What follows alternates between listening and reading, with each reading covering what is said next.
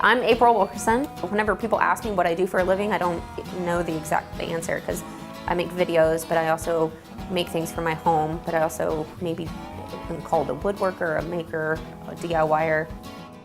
Whenever I first got into making stuff or wanting to make stuff, I didn't know anything. I didn't know how to use tools. I didn't know anything about materials. I didn't even know how to basically use a tape measure or saw, nothing. But I was really really to fix up my home.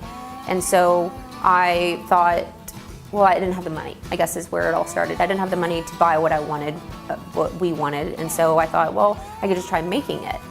And so I would Google what I wanted to make. How do you build a freestanding pantry? And I didn't find any tutorial. And it was very frustrating for me because I had all this energy and motivation and determination, I'm gonna do this.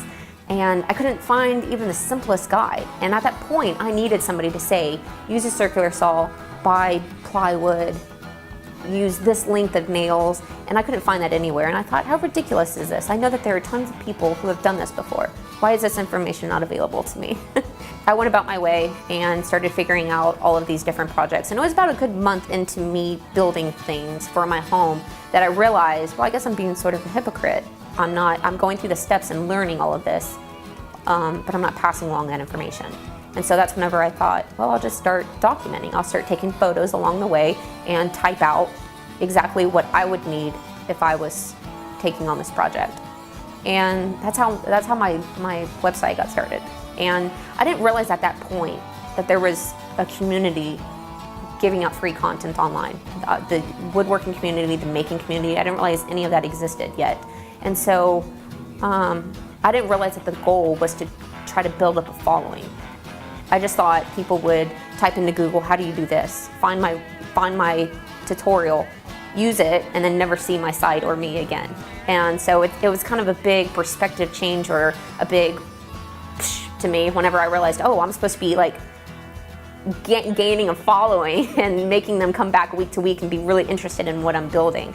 And so, but yeah, that's how it all started. I started my website first, and then I started building more advanced things to where things move, like my miter saw stand. It has the wings that fold up and down, or my sliding barn door, it moves across the tracks. And I thought, well, you really can't capture how cool this is by just still photos. So that's whenever I decided I'm just gonna take a short video, kind of summarize what I did in order to get to this point, and then put it at the very end of my blog.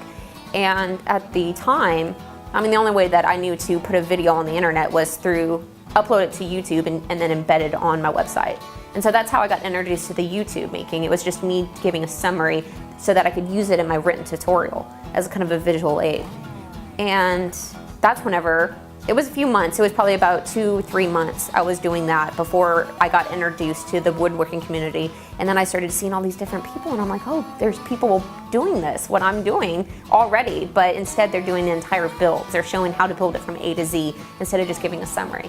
And so that's whenever I decided that's what I want to move towards. So now I need to start getting filming equipment, learning editing software, learning about how to get music, voiceovers. There's just all of these new things that came along with it whenever I decided to change from doing summaries to build videos. And so I just started off with my iPhone. It was a pretty decent video, and I would have my husband just hold it up, and I would do it in one shot, and just, you would see me at the beginning and end, just hit it most of the time, you know. Yeah, moved away from that. Whenever I wanted to start doing build videos, I realized I needed to start learning editing software. So I moved up to an entry-level DSLR camera and used the free editing software on my Mac. But yeah, it's kind of a one-woman show now. I have the tripod, the camera, and my editing software on my computer, and a massive external hard drive to keep all the clips. Before, I would get out in my shop and just try to build whatever I was wanting to build just on the fly. Now that I've taken the time to learn a 3D modeling software, SketchUp, I'm taking Monday to design what it is I want to build. And then typically Tuesday through Friday, I build. And then that leaves me Saturday most of the time to edit, get the blog written, do the voiceover, put plans together if I'm trying to do plans. It's quite crammed. This is something that I feel very passionate about, and I feel confident that I will be able to make it work one way or the other if I could just give it my all. So to me, I don't really feel like I'm taking a risk. I didn't feel like I was taking a risk quitting my job. Everybody on the outside, parents, employers, even somewhat my husband, they were all like, ugh. And I'm like, got this. I'm gonna make it work. I'm gonna do what I have to do in order to be happy in life. And this right now is the direction I wanna go in order to be fully happy, you know? I think if you're on YouTube, it's very easy to turn it into a competition, but I don't really see it as a competition because everybody has their own style, and it's not like you don't gain anything by having more subscribers than anybody. I mean, I guess as a society would view it, somebody with 300,000 subscribers is better than someone with 100,000, but I don't really see it that way. I think that if you're just doing what makes you happy and able to make a living off of it, then that's winning. You're part of the community, you're part of the club. So, and who's really to say what's better than another, you know? Like the style of making that I do is completely different than some of the other most popular channels.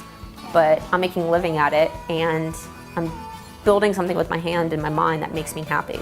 So, and if they're doing the same thing, but they have a maybe broader audience, we're both in the same boat. We're both in our shop making and being happy.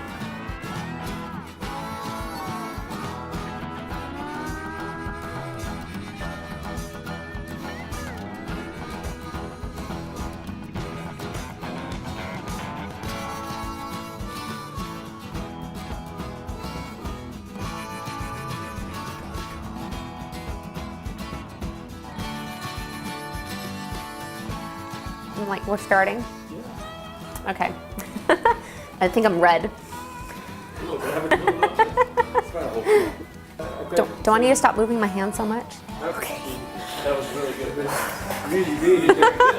You're right.